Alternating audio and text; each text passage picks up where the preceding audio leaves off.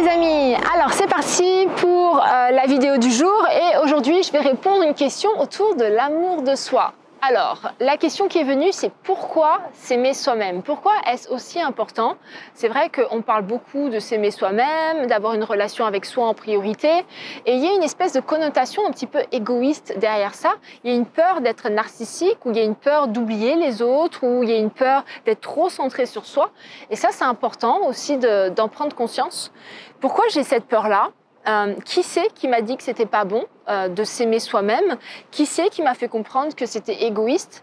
Et encore une fois, il y a une autre question qui est extrêmement importante derrière ça, c'est qu'est-ce qui fait que je n'arrive pas à trouver un équilibre entre moi et l'autre? Qu'est-ce qui fait que je suis dans cette espèce de division de soit je m'aime moi et pour le coup je suis coupée de l'extérieur, soit j'aime l'autre et pour le coup je suis coupée de moi-même? S'aimer soi-même, c'est extrêmement important parce que lorsque je commence à m'aimer, lorsque je commence à me valoriser et lorsque je commence à prendre soin de moi, je suis moins influençable par l'extérieur. Et le lien, écoutez bien ce que je vais vous dire, ça c'est important et notez-le si vous pouvez le noter. Le lien que je vais créer avec l'extérieur sera directement en cohérence, sera directement en miroir avec le lien que j'ai avec moi-même. Ça veut dire quoi? Ça veut dire que si je ne m'aime pas, si je me sens en insécurité, si je n'arrive pas à nourrir mes propres besoins, je vais aller projeter tout ça sur l'extérieur. Si je ne me sens pas en harmonie avec moi-même, je vais aller projeter cette désharmonie à l'extérieur. Donc, je vais commencer à avoir des relations bancales. Je vais commencer à projeter mon insécurité. Je vais commencer à me sentir en danger. Même si une personne m'aime profondément, je ne vais pas être capable de le voir. Ça, c'est une problématique qu'on voit beaucoup dans les relations de couple. Il m'aime ou je l'aime, mais il n'accepte pas ou il ne le voit pas ou il me repousse. Ou il m'aime et je ne suis pas capable de le voir. Je passe mon temps à le repousser.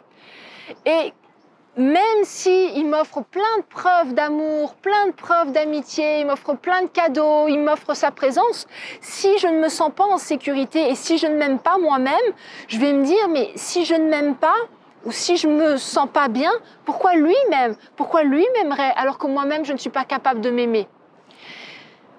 L'amour de soi permet d'avoir de meilleures relations. L'amour de soi permet aussi d'avoir de meilleures opportunités. L'amour de soi permet de débloquer ce qu'on appelle la loi d'attraction. La loi d'attraction, elle fonctionne tout le temps et vous attirez à vous ce que vous croyez mériter.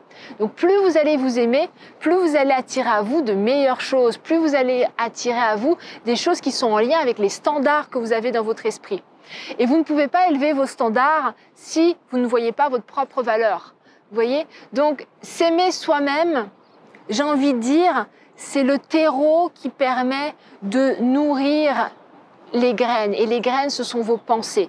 Les graines, c'est tout ce que vous désirez matérialiser dans votre vie. Et tant que ce sol il est aride, vous allez vous sentir en insécurité constamment. Et si vous vous sentez en insécurité constamment, vous allez projeter plein de choses sur l'extérieur. Vous avez besoin d'apprendre à vous aimer, les amis. Et il n'y a rien d'égoïste à s'aimer parce que plus je m'aime, plus je peux aimer l'extérieur. Encore une fois, ne basculez pas d'une extrémité à une autre. Du « je m'aime trop » et pour le coup, je bascule dans du narcissisme. Et là, on est vraiment dans « moi, je, moi, je » et le reste du monde, je m'en tape, entre guillemets, chacun son problème. On est dans cette balance-là, ou alors on est dans l'autre balance, où j'aime de manière inconditionnelle, je m'oublie pour l'autre complètement, et pour le coup, j'entre dans des mécanismes de dépendance, de fusion, d'anxieux, etc., etc. Donc là, vous êtes vraiment dans cette balance-là. Vous avez besoin de trouver un équilibre. Moi, par exemple, j'ai vraiment développé un système de pensée. Dans le nous, il y a le je. Il y a moi et il y a l'autre. Et il y a le nous. Et dans le nous, il y a les deux. Donc il y a besoin, certes, que je fasse un pas, mais en même temps que l'autre fasse un pas. Et il y a besoin qu'on soit dans une adaptation. Moi, j'ai besoin de m'adapter à mon environnement, j'ai besoin de comprendre mon environnement et j'ai aussi et surtout besoin de me comprendre et de respecter mes valeurs. Et je peux comprendre qu'en face, la personne, elle soit différente. Et je peux comprendre qu'en face, elle puisse ne pas me comprendre. Et je peux comprendre qu'en face, il y ait besoin d'une adaptation.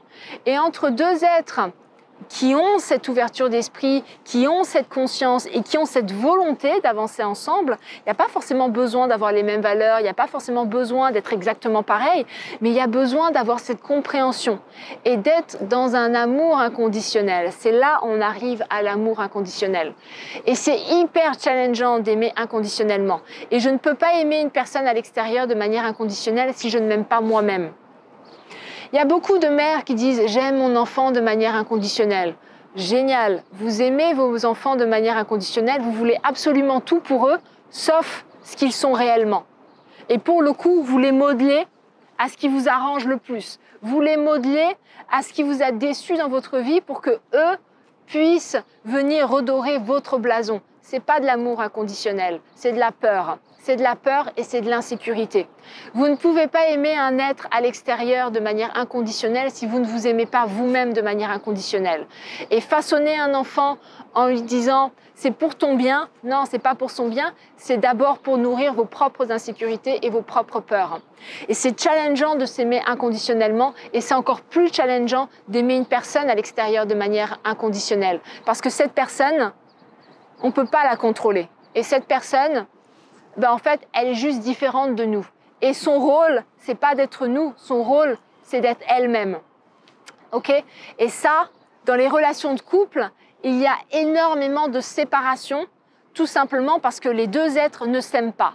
Et les deux êtres sont dans un je veux, parce que je me sens en insécurité, parce que je me sens vide à l'intérieur de moi, parce que je ne sais pas me remplir moi-même d'amour. Et pour le coup, comme ils sont comme des puits sans fond, ils vont voir ailleurs. Ou alors, au bout d'un moment, l'entité du couple est totalement asséchée parce que personne ne le nourrit.